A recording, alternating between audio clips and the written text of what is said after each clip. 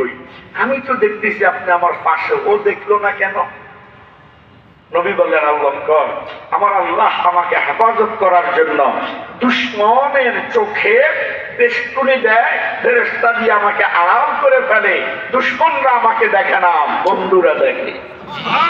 যেমন তুমি আবু বকর দেখছো, ও আমারে দেখে না। এবার হযরত আবু বকর বলেন, শোনো জগতের মানুষ, আমি আমার নবীকে নিয়ে যখন মক্কা থেকে মদিনায় যাই, দিনের বেলা ভয়ে ভয়ে যাচ্ছি, কেউ দেখে ফেললে চিনে ফেলবে। উটের উপরে নবীজির সামনে, আমি পিছে। ওই যে একটা প্রভাব বাক্য, যেখানে বাঘের বয় সেখানে রাইট হয় বা রাইট হয়, যেটাই হোক, একদম মক্কার বড় বড় ব্যবসায়ীদের সামনে গিয়া উঠাছে। বণিকরা নবীর দিক তাকাইয়া হযরত আবু বকরকে বলতেছে, আবু বকর, তোমার উটের সামনের লোকটা কে? জোরে কর, নবীরে চিনে না। আবু বকর, তোমার উটের সামনের লোকটা কে? আবু বকর মুস্কি হাসি দিয়ে কয়, এখন যদি বলি উনি নবী, ধরা পড়ে গেছি না? আর যদি বলি ওনাকে আমি চিনি না, তা আমার মতো বেয়াদব মক্কার মধ্যে আর কেউ আছে? কারণ আমার চেয়ে বেশি আমার নবীকে কেউ চিনে না। আল্লাহ পাক হযরত আবু বকরের বংশের মধ্যে এমন একটা বুদ্ধি ঢুকাই দিয়েছে, হযরত আবু বকর উত্তর দিচ্ছেন, আমার উটের সামনের লোকটি আমার রাহবার। উটের সামনের লোকটাকে আমার রাহাবার। বণিকরা মনে করলো আবু বকর কোথাও যাবে, রাস্তা চিনে না, এই জন্য রাহাবার বসাই নিছে। আর আবু বকরের চিন্তা হলো, ইনি আমার রাহাবার, দুনিয়ারও রাহাবার, আখিরাতেরও রাহাবার। এটা পয়গম্বরী ইমান। ওরা যত উকি দেখ, আমাকে দেখবে না, যেহেতু আমার আল্লাহ বলে নাই।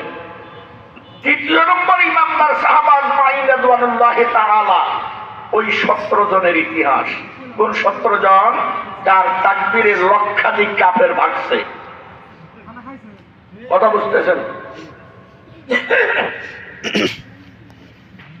যাই হোক, আমার যুবক ভাইয়েরা, যেই সমাজের যুবক ভালো, যেই সমাজের যুবকরা নেশা করে না, যেই সমাজের যুবকরা অন্য মেয়েদেরকে উৎফুল্ল করে না, ওদের পিছে লাগে না, আমার নবী বলেন ওই সমাজটা মদিনার সমাজ। ঠিক কিনা? 17 জন নওজোয়ান যুবক মাহফিল তোমরা আয়োজন করছো, শুনো, নবীজির হাতে হাত রেখে মুসলমান হয়ে গেল। মুসলমান হওয়ার পর বলতেছে, নবী গো, আমরা যে ঈমান এনেছি, আমাদের ভিতরে একটা চেতনা আছে। সেটা কি? বলে, আপনি আমাদের জন্য দোয়া করেন, আমরা যেন জীবনটা ঈমানের জন্য বিসর্জন দিতে পারি। ঈমানের জন্য যাতে আমাদের জীবনের সব কিছু যদি বিলীন করে দিতে হয়, আমরা দিব, কিন্তু জীবনের জন্য একচুল পরিমাণ আমরা ঈমান ক্ষতি করব না। আমাদের জন্য এই দোয়াটা করেন গো নবী। নবীজি হাত তুললেন, হে আল্লাহ, এই যুবকগুলোকে আপনি কবুল করে নেন। চলে গেল নবীজির যুগ, রিল জোরে টানছি। সিদ্দিক আকবর, আবু বকর সিদ্দিকের খেলাফতের যুগ চলে গেল। যুবকরা বিবাহ করে না। কেন? বিবাহ করলে পাও বাড়বে। বিবাহ করলে কি বাড়বে? সংক্ষেপে বললাম, এটাও বুঝেন নাই। ছিলাম 2 পাও, হবে 4 পাও, ইয়ার পরে 6, ইয়ার পরে 8, খালি বাড়তে থাকবে। ওইদিকে একটু টান, মায়া, মোহাম্মত, ভালোবাসা যাবে, এই জন্য আমরা বিয়ে করি নাই। আসলো হযরত ওমর ফারুক রাদিয়াল্লাহু তাআলা আনহুর খেলাফতের যুগ। আল্লাহু আকবার বলেন। কারণ হযরত ওমর ফারুক যেমন তেমন সাহাবী না, বুজুর্গ সাহাবী, যার শানে আল্লাহ রাসূল বলেছেন, নবী তো আমার পরে কেউ আসবে না, যদি আসে সে হবে ওমর। সুবহানাল্লাহ। এত বড় মর্যাদাপূর্ণ ব্যক্তি, এত বড় বুজুর্গ ছিলেন। তামাম মদিনার মধ্যে কেউ যদি কোনো কিছু স্বপ্নে দেখত, হযরত ওমর বলে দিতে পারত। সুবহানাল্লাহ। হযরত ওমর বুজুর্গিতে ওই ওই 17 জন যুবককে তালাশ করে আনলেন। যুবকরা, তোমাদের ইমানের পরীক্ষা এসে গেছে। যুবকরা তো মহা উৎফুল্ল খুশি যে আমিরুল মুমিনিন, রোম সম্রাট, রোম মালিক, কেউ বলছে পারস্যের মালিক, গোপন ভাবে সুরঙ্গ করতেছে, মদিনায় আক্রমণ করবে। নবীজির রেখে দেওয়া ইসলামটাকে তোমরা মালির দাঁত দিয়ে কামড়িয়ে ধরবে। সামনের দাঁত বলে নাই, কোন দাঁত বলছে? সামনের দাঁতের জোর কম, শক্তি কম, টান দিলে রশি সহ দাঁত সহ চলে যাবে। এই জন্য বলছে কোন দাঁত? মালির দাঁত দিয়ে কামড়িয়ে ধরবে। আর তোমরা সীমান্ত বর্ডারে পিডিআরের দায়িত্ব পালন করবে এমন ভাবে কান্নাহুম বুনিয়ানুম মারসুস, সীসার প্রাচীর মতো দাঁড়িয়ে যাবে। যতক্ষণ জীবন থাকবে একটা রোম বাহিনী যেন মদিনায় ঢুকতে না পারে। যুবকরা বললেন, আমিরুল মুমিনিন, আপনি আমাদের জন্য দোয়া করেন। আমরা ইমানের জন্য জীবন দিতে প্রস্তুত, এই জন্যই আমরা ইমান এনেছি। জোরে কথা বলে না। লম্বা ঘটনা। এদের ইমানি পাওয়ার রোমের মালিকের কানে চলে গেছে। আমার কথা বুঝতেছেন?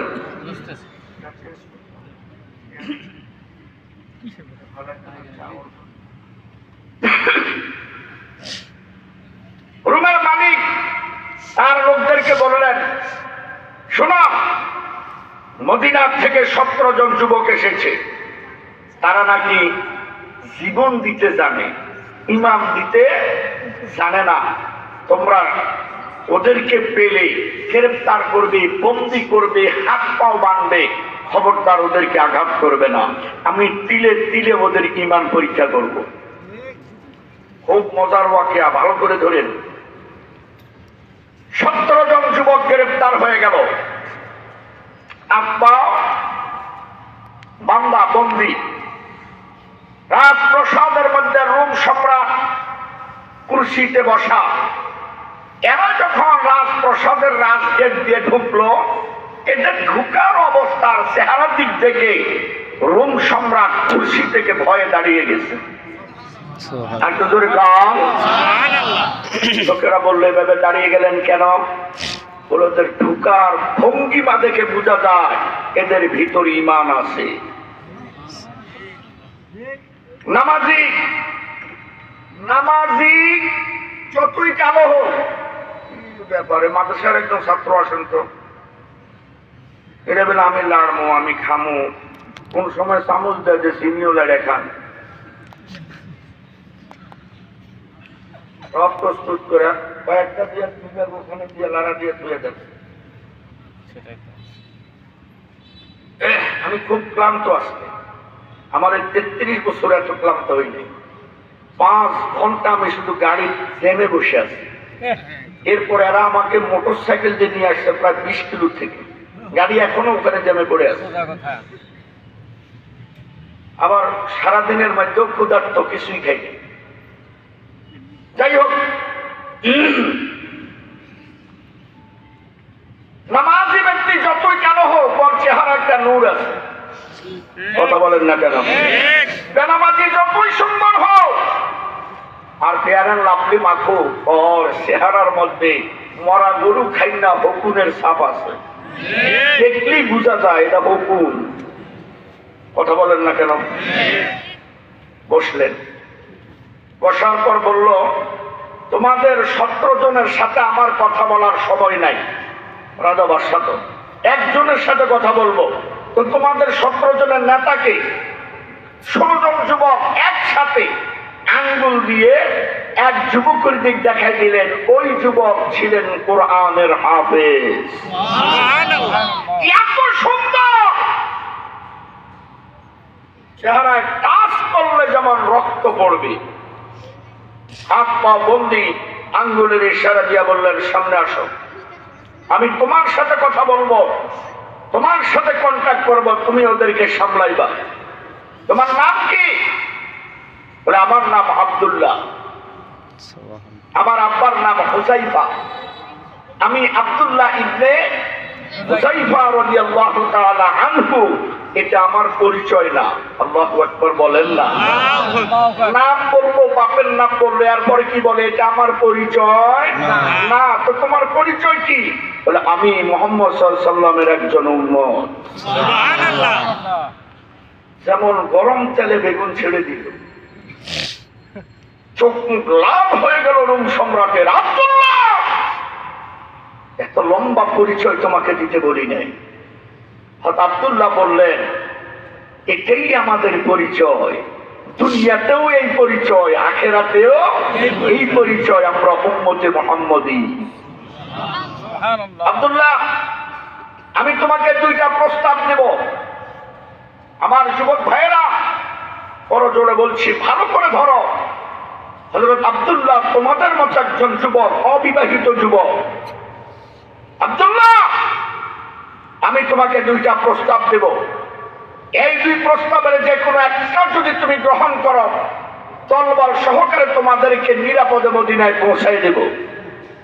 আর যদি একটাও গ্রহণ না করো, টুকরা টুকরা করে তোমাদেরকে কেটে ফেলবো। অর্ধেক গোশত ফেলবো নদীতে, মাছেরা খাবে, আর অর্ধেক ফেলবো টাঙ্গাতে, হিংস্র জন্তুরা খাবে। কারণ তোমরা দেখো তোমাদের হাত পাও বন্দি। হযরত আব্দুল্লাহ বললেন, প্রস্তাবে দিচ্ছেন না, খালি কুদাকুদি করতেছেন। প্রস্তাবটা কি শুনি। এক নম্বর প্রস্তাব, এই মুহূর্তে তোমাকে ঈমান ছেড়ে দিতে হবে এবং সেই নবীর উম্মত বলছ, ওই নবীকে ঘৃণা করতে হবে। যদি পারো, আমার একমাত্র মেয়ে, আমার অবর্তমানে রাজ্যের মালিক, সেই মেয়েটা আমি এখন তোমার কাছে বিবাহ দিয়া দিব। যুবক, প্রস্তাবটা দুনিয়ার খাতিরে বড় না ছোট? অনেক বড়। অনেক বড়, অনেক বড়। কথা বলেন না কেন? প্রস্তাবটা দুনিয়ার খাতিরে অনেক বড়, ঠিক কিনা? আব্দুল্লাহর ঈমান যেন ভিতরে ধাউ ধাউ করে চলছে। নাম্বার 2, যদি তুমি এই মুহূর্তের মধ্যে ঈমানটা ছেড়ে দিতে পারো, আর ওই যে মোহাম্মদ নাম বলছো, ওর নামে যদি একটু থুতু মারতে পারো, আমি আমার রাজ্যের অর্ধেক তোমার নামে এই মুহূর্তে লিখে দিব এবং অর্ধেকের মালিক হবে তুমি, আর অর্ধেকের মালিক হব আমি। ভেবে চিনতে দেখো, প্রস্তাব অনেক বড়। আর এই দুইয়ের জন্যই আমরা বেঈমান হচ্ছি, নারীর কারণে, সম্পদের কারণে। কথা বলেন না কেন? এই দুইটাই প্রস্তাব রুমের মালিক হযরত আব্দুল্লাহকে দিয়েছে। এবার আমার দিক দেখেন, হযরত আব্দুল্লাহ হাত বাঁধা অবস্থায় দুইটা বৃদ্ধ আঙ্গুল ওর মুখের সামনে নিয়ে বলছে, এত অল্প দামে ইমানদার ইমান বিক্রি করে না। আওয়াজ দিয়ে বলেন আল্লাহু আকবার।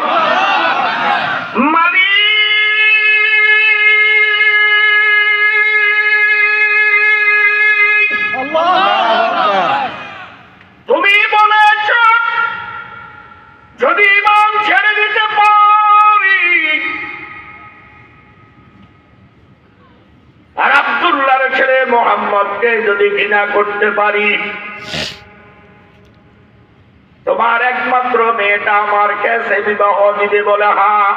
বলে কান পেতে ভালো করে সুর, আমার নবী কি বলেছে। এক একটা যুবকের জন্য জান্নাতের মধ্যে 70টা হুর থাকবে। ওই হুরগুলো এত সুন্দর হবে গো, দুনিয়ার দিকে তাকাইয়া মুস্কি হাসি দিলে সূর্যের আলোটা নিভে যাবে।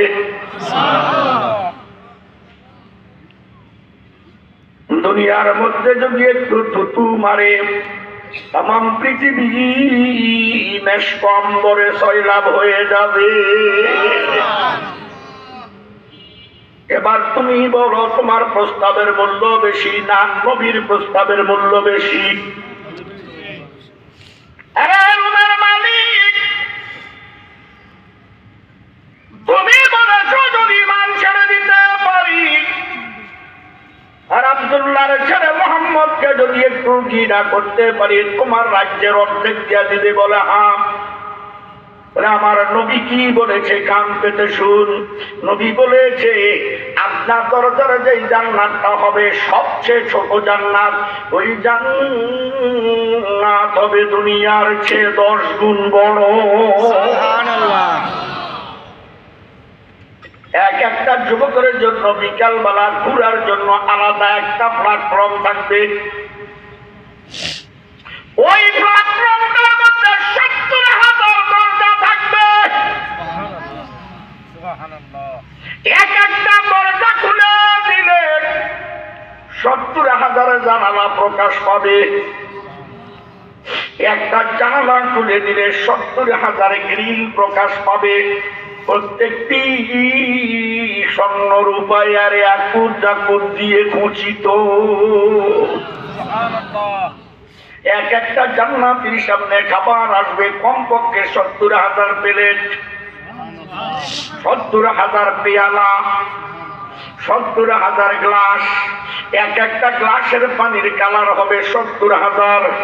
পেয়ালার মধ্যে তরকারি থাকবে 70,000। খাবারের মধ্যে আইটেম থাকবে 70,000।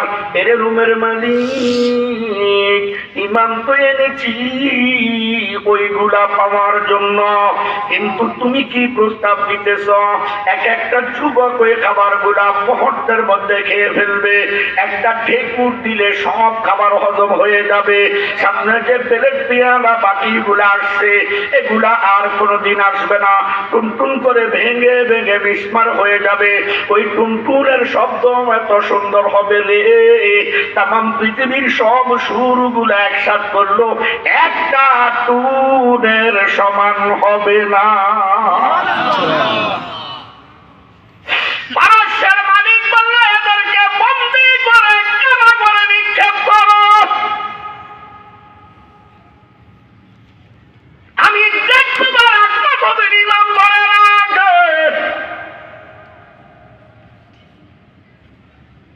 আল্লাহর নবীর সাহাবীরা কারাগারে নিক্ষেপ হয়ে গেল। খাবার নাই, দাবার নাই, পানীয় নাই।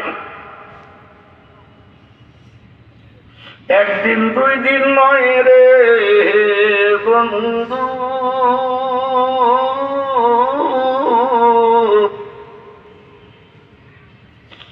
21 দিন পর্যন্ত এক ফোঁটা পানিও পান করে না। তাইও মন করে করে মালিকের গোলামি করে, মালিককে ভুলে নাই। তাহাজ্জুদ আওয়াবিনের শাক ছাড়ে নাই, কোরআন তেলাওয়াত ছাড়ে নাই, আল্লাহ পাকের জিকির ছাড়ে নাই। 22 দিনের দিন ডাক্তারকে পাঠাইল এদেরকে টেস্ট করার জন্য, এদের অবস্থাটা কি। ডাক্তার পরীক্ষা করে এসে বলে ও রুমের সম্রাট কয় কি? বলে আমি যা দেখেছি বড় আশ্চর্য। সেটা কি? বলে তুমি ওদেরকে খাবার দাও নাই, খাবারের তৈরি হয় মাটি থেকে, ঠিক কিনা? ওদের দেহটা মাটির তৈরি, তাই একটু শুকাইয়া গেছে, কিন্তু আমি দেখেছি ওদের ঈমান আরো বৃদ্ধি পাইছে। তুমি জলদি করে ওদের জন্য খাবারের ব্যবস্থা করো, না হয় আমি আইনগত আন্তর্জাতিক আদালতে তোমাদের বিরুদ্ধে মামলা করব। আদালতের ভয়ে, মামলার ভয়ে এদের জন্য খাবারের ব্যবস্থা করলো। বাবাজি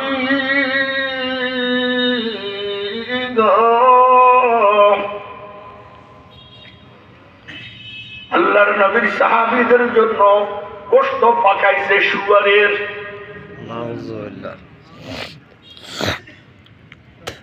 পানি নিবারণ, পিপাসা নিবারণ করার জন্য তৈরি করেছে নেশাযুক্ত মদ। বাবরচিকে বলে দিল, রে বাবরচি, খাবার গুলো আমি আব্দুল্লাহর সামনে রাখবা এবং আব্দুল্লাহকে বলে দিবা এটা শুয়ারের গোশত, এটা মদ। না হয় তারা বলবে আমরা না জেনে খেয়েছি, আমার লাভ হবে না, ওদের লাভ হবে। জেনে শুনে খাইলে আমার লাভ হবে, ওদের ক্ষতি হবে। কারণ কেউ যদি জেনে শুনে একটু হারাম খায়, আস্তে আস্তে তার ঈমান চলে যায়। এই জন্য বাংলাদেশের ইমানদারদের ইমান দুর্বল, প্রত্যেকটার পেটের মধ্যে হারামের গোডাউন। বাস্তব না বাস্তব? সুদখোর, ঘুষখোর, মদখোর, জাঁখোর, তাসখোর, এমনে সেমনে, ওদিক এদিক সেমনে পারে। ওই কি আশা উষা নিডু সিডু, প্রশিকা, ঠেঙ্গা মারা, জুতা মারা, ঝাড়ু মারা, ব্রাক ব্রাক, অনেক কিছু এই অবস্থার মধ্যে দিয়া পুরা ব্যাগ যেমন একটা কি করে ফলাইছে, হারামের গোডাউন করে ফলাইছে। এখন আর যতই আমরা ওয়াজ করি শুনতে ভালো লাগে, প্যান্ডেলের বাইরে গেলে হুক্কা হুয়া গোডাউন থেকে খাবার গুড়া হযরত আব্দুল্লাহর সামনে নিয়ে তুলে ধরলো। বহুদিন পরে খাবার এসেছে, ঠিক না? সাহাবীরা ক্ষুধার্ত অবস্থার মধ্যে বসা থেকে একটু দাঁড়ালো। এমন মুহূর্তের মধ্যে হযরত আব্দুল্লাহ গর্জন দিয়া বলতেছে, ও আল্লাহর নবীর সাহাবীরা, একটু ধৈর্য ধরেন, একটু ধৈর্য ধরেন। যদি খাবারগুলো আমাদের জন্য উপযুক্ত হয় আমরা খাবো, আল্লাহর শুকরিয়া আদায় করব। আর যদি আমাদের জন্য উপযুক্ত না হয় আর খাবো না, একবারে জান্নাতের মধ্যে গিয়ে খাবো। কারণ হায়াতে জিন্দেগির কষ্ট ক্ষণিকের কষ্ট, হায়াতে জিন্দেগি কচু পাতার পানি টল টল টল টল করতেছে, বাতাসটা আসলেই পড়ে যাবে। ফিরে যুবক, তোমার মতো কত যুবক আল্লাহ করুণায় নিয়ে গেছে, ডেঙ্গুতে নিয়ে গেছে, অ্যাক্সিডেন্টে নিয়ে গেছে, নিয়ে যাইতে আছে। তোমার এই জোহরের সময় মুয়াজ্জিন ডাকলো, হাইয়া আলাস সালাহ, ঘাটটা ব্যাখ্যা করে দিয়ে তুমি তোমার রাস্তায় রওনা। কেন চিন্তা করো না রে যুবক, আসরের আগে হয়তো এই মাইকটা দিয়ে আমার মৃত্যুর খবর দিব। এই চিন্তা চেতনা যদি কোন যুবকের ভিতরে থাকে, আল্লাহর কসম রে যুবক,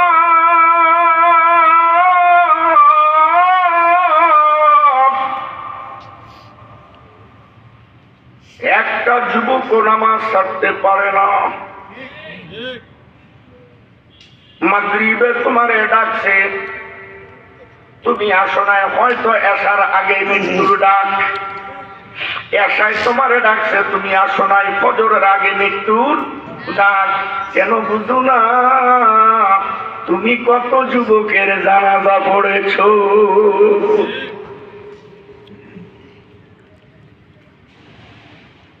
হযরত আব্দুল্লাহ বললেন, এটা দুনিয়ার কষ্ট।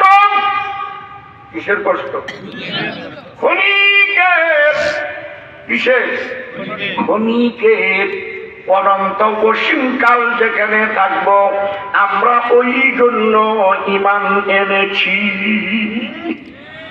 ঠিক না বেটি? আওয়াজ দিয়া কর। দুনিয়ার শান্তির জন্য ঈমান আনছি না আখিরাতের শান্তির জন্য? জোরে কন, জোরে কন, কথা কন, জোরে কন। কিসের জন্য? একটা ছোট্ট উদাহরণ দিয়াই শেষের দিকে যাচ্ছি। এই যে বললাম না, মাঝখানে ঢুকলে আমি পারি না, মাঝখানে ঢুকলে আমি পারি না, শেষও করতে পারি। এর মধ্যে কাগজ দিয়ে দিছে, আমাদের দেশে বিয়ে শাদী হয়নি, একটা বর একটা কনে। এটা বুঝলে আখিরাতটা বুঝতে সহজ হবে। কারণ দুনিয়াটা তো আমরা সহজে বুঝি। বরকে লক্ষ্য করে কন্যার বাড়িতে আয়োজন, কন্যাকে লক্ষ্য করে বরের বাড়িতে আয়োজন, ঠিক কিনা? বর দলবল সহকারে গাড়ি ঘোড়া হাঁকাইয়া যেমনি হোক কন্যার বাড়িতে যাইতেছে, প্রায় 500 লোকের অ্যারেঞ্জমেন্ট। টেবিল চেয়ারের মধ্যে খাবারের ব্যবস্থা হয়ে গেছে, খানা খাইতেছে।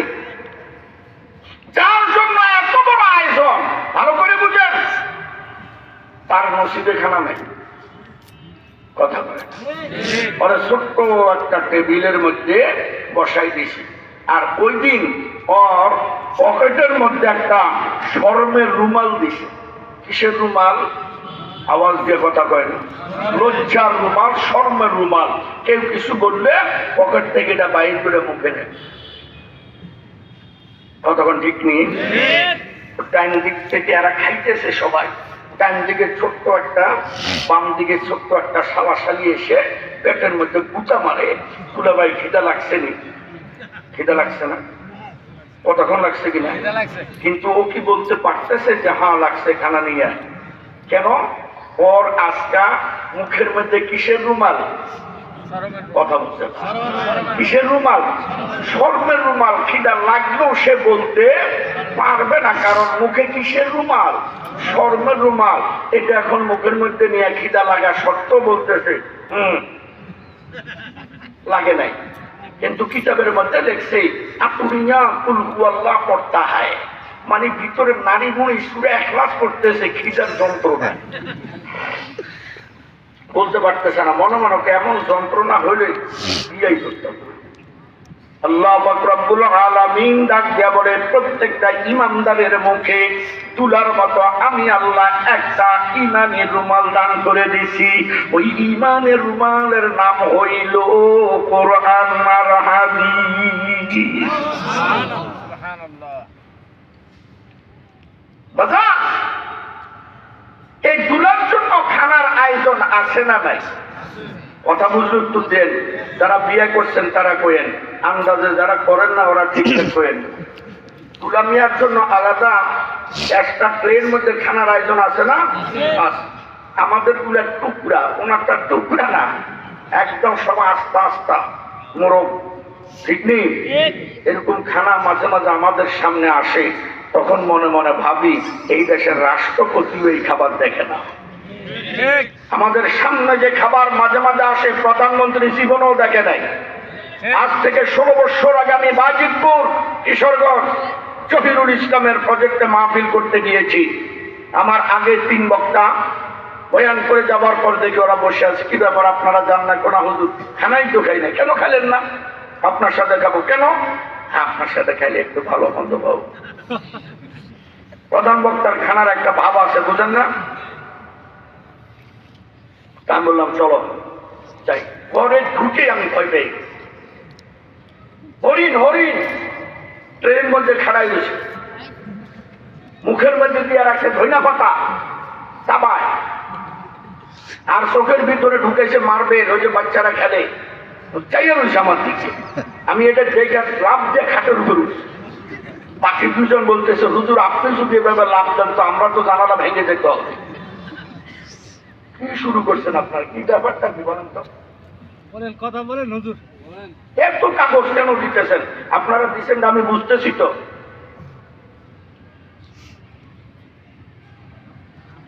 এখন যদি রাগ করে মাইক ছেড়ে দিই তো বক্তার দোষ হবে।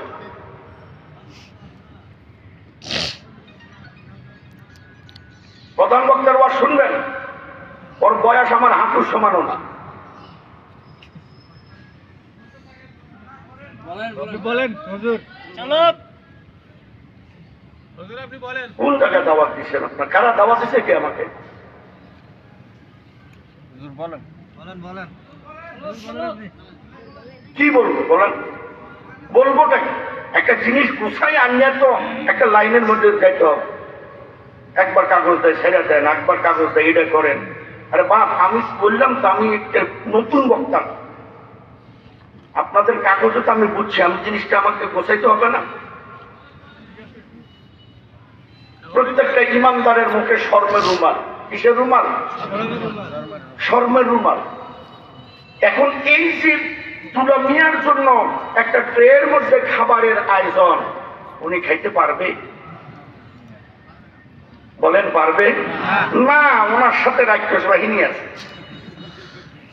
ওরা টেবিলে খায় আর বড় বড় চোখ করে ওই প্লেটোটার দিকে চায়। যেমনি প্লেটোটা আসছে, ওই বাহিনীগুলা ছুঁ মেরে প্রথমে মোরগটা হাড্ডি সহ খাইয়া চুরমার করে ফেলছে। ঠিক না?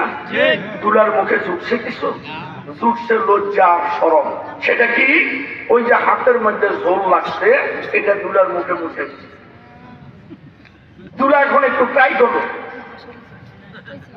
ট্রাই করার পর বলতেছে ভালোই খাইলা আর আমার ঝোল খাওয়াইলা, খাইতে থাকো, নাচতে থাকো, উঠতে থাকো, মনে যা ইচ্ছা তাই করতে থাকো, কারণ তোমরা এই জন্যই আসছো। আমি কিন্তু আজকে এই জন্য আসি নাই। প্রত্যেকটা ইমানদারের চিন্তা এমন হবে, তোমরা বিধর্মীরা, নাস্তিকেরা, ইসলামের দুশ্মনেরা নাচতে থাক, উঠতে থাক, খাইতে থাক, ফালাইতে থাক, আমরা ইমানদার, এই জন্য ইমান আনি নাই। আমাদের আজকের উদ্দেশ্য অন্যটা। দুলা তো আমার উদ্দেশ্য আরেকটা। আরেকটা বুঝছেন তো? বুঝতে পারছেন? যাই হোক, কাগজ আরো আসতে পারে, ওরা রেডি হয়ে রয়েছে। বিয়ে শাদী এক পর্যায়ে হয়ে গেছে, বিয়ে শাদী হয়ে গেছে। বাড়িওয়ালা দুলা মিয়াকে ডাকতেছে, আসেন অন্দর মহলে। এটা বাড়িওয়ালা ডাকে নাই, কোরআনের আয়াত, সালামুন কাওলাম মির রাব্বির রহিম। আল্লাহ পাক বলেন ইমানদার দুলা মিয়ারা আসেন, অন্দর মহলে আসেন। এখন দুলা মিয়া যখন রওনা দিছে, ওর সাথে সাথে ওই রাক্ষস গুলোও যায়। বাড়িওয়ালা বলতেছেন কই যান? আমার চাচাতো ভাই, আমার খালাতো ভাই, আমার ফুফাতো ভাই, আমার এই ভাই, আমার সেই ভাই, একটা লাভতে উঠাতে আমার আপন ভাই। আমি আপনাদের পায়ে হাত রেখে অনুরোধ করে বলে যাই, এই পরিচয়গুলো দিয়া কি দুলার সাথে অন্দর মহলে যেতে পারবে? কথা বলেন। ও বাজান, কেন বুঝেন না? দুনিয়ারটা বুঝেন, আখেরাতেরটা বুঝেন না। আমি চরমনাই, আমি জামাত, আমি তাবলীগ, আমি এই জমিয়ত, খেলাফত, ফুরফুরা, তারপরে 8 রশি, 10 রশি, 15 রশি, রশি বলে বাড়তে আছে, চন্দ্রপুরি, ডাইলপুরি, বাইগনপুরি, সুরেশ্বরী, এইবা আমি এটা, এত পরিচয় দিয়ে জান্নাতে যেতে পারবেন? কথা বলেন, পারবেন? একটাই পরিচয়, আমি ইমানদার দুলা মিয়া। কি মিয়া? দুলা মিয়া। কেন? আমার মুখে কোরআন হাদিসের রুমাল। গরুর মুখে যখন লাগানো থাকে এটারে কি বলে? কথা বলেন। কাপা। সেটাই গরুর মুখে যখন থাকে, গরুর মাঠ করি চলে। কথা বলেন। আল্লাহ পাক বলেন আমি প্রত্যেকটা ইমানদারের মুখে ওই রকম একটা কাপা লাগাই দিয়েছি, তোদের মাঠ করি না, মাঠ করি আমার। ঠিক কিনা? আমার বন্ধুরা, দুলা মিয়া বন্দর মহলের ভিতরে ঢুকিয়া যেমনি দেখতে পারলো লাল টুসটুস পরিহিত একটা সুন্দর মেয়ে বসে আছে। ঠিক না? বাবাজি, এত সুন্দর বিবিকে দেখে সারা দিনের কষ্ট দুলা মিয়া মুহূর্তের মধ্যে ভুলে গেছে। ঠিক না ঠিক? আমার আল্লাহ নামটা বলেন ইমানদারেরা, ওটা দুনিয়ার দুলা মিয়া বিবি দেখে সব ভুলে যায়। যেই দিন তোরা মৃত্যুর বিছানায় পড়ে যাবি,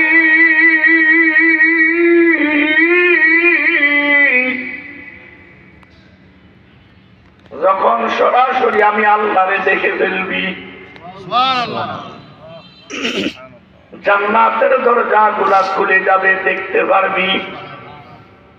এবার তুই বল, দুনিয়ার কষ্ট তুই মুহূর্তের মধ্যে কেমনে ভুলে যাবি? হযরত আব্দুল্লাহ বলেন, দুনিয়ার ক্ষণিক কষ্ট দুলা মিয়ার মতো কষ্ট, একটু পরে আনন্দ। ইমানদার দুনিয়াতে কষ্ট, ক্ষণিকের কষ্ট, একটু পরেই আনন্দ। কথা জোরে বল। এই জন্যই তো আমরা ইমান এনেছি। ঠিক কিনা? পয়গম্বর উপর বিশ্বাস করে ইমান আনা হয়েছে। নবীজিকে আমরা আন্তরিক ভাবে ভালোবাসি। এখানে অনেক লম্বা কথা আছে। এদের উপর অনেক জুলুম হবে, এদেরকে তেলে ফেলানো হবে, এদেরকে অনেক কষ্ট দেওয়া হবে, কিন্তু আমি আপনাদেরকে সময় দিতে পারছি না, যেহেতু প্রধান বক্তা আরো একজন আছেন, আমার পরে উনি আলোচনা করবেন। 28 তারিখ আপনাদের আশেপাশে আমার প্রোগ্রাম আছে এই মাসে, একটু স্মরণ করে দিয়েন, পারলে যাইয়েন। আমি যেখান থেকে আব্দুল্লাহর ঘটনা ছাড়ছি ওখান থেকে শুরু করে যেন শানে নজরুলটাও শেষ করতে পারি। নিয়ত আছে তো ইনশাআল্লাহ? কথা বলেন আছে তো? এখন এই মাহফিলটা করতে যুবকদের অনেক ব্যাগ পেতে হয়েছে। আমি বড্ড ক্লান্ত, শুধু রংপুর থেকে গেছি, আমি বিমানে আসছি বাসে, যেহেতু মাহফিল এখানে চন্দ্রায় নেমে যাব। বাসওয়ালা বললো, হুজুর বাস তো চন্দ্রা যাবে না, আপনি নবীনগর নামেন। এই বিপদ টেনে আনছি, নবীনগর নামলাম, আমার গাড়িটা আসলো। এরপরে শুনলাম এখানে আন্দোলন চলতেছে, গাড়ি আর আসতে দিবে না। বসতে বসতে বসতে বসতে প্রায় 5 ঘন্টা নাই। পরে ছেলেরা আলহামদুলিল্লাহ গুন্ডা গুন্ডা নিয়ে, হেরাও ঢুকতে পারে না, পায়ে হেঁটে হাঁটতে হাঁটতে আমি হরান হয়ে গেছি। হাঁটার পরে তো আবার ফ্লাইওভার উঠতে হইল, কোন এমনি হাঁটতে পারতেছি না, আবার ফ্লাইওভার এটা যে উঠে নামতে হবে, আবার হাঁটতে হবে, অনেক কষ্ট করে আসলাম।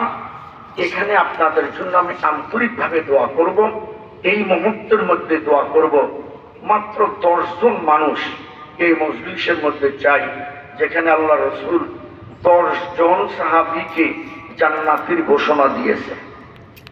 যখন যেটা তখন সেটা। আগামীতে মাহফিল আরো সুন্দর হোক, এটা আমরা চাই কিনা? যুবকরা আরো সুন্দর করে মাহফিল সাজা, এটা আমরা চাই কিনা? 10 জন মানুষ 1,000 করে টাকা দেন। ওই কাগজ পরেরটা এটাই লেখছি, হ্যাঁ পরেরটা। কিন্তু আমি যদি ঘটনার শেষ দিকে যাইতে পারতাম, আশা করি একজনও মিস যেত না। একটা পজিশন তো আছে। এখন 10 জন আল্লাহর বান্দা 1টা করে 1000 টাকা দিবেন, এতগুলা মানুষ আপনার জন্য দোয়া করবে আমিন। একটা আমিনে 40টা নেকি, পরিপূর্ণ সব নেকের সবগুলা আল্লাহ আপনাকে দান করবে। এ সুযোগ আর আপনার নাও হইতে পারে। সর্বপ্রথম একটা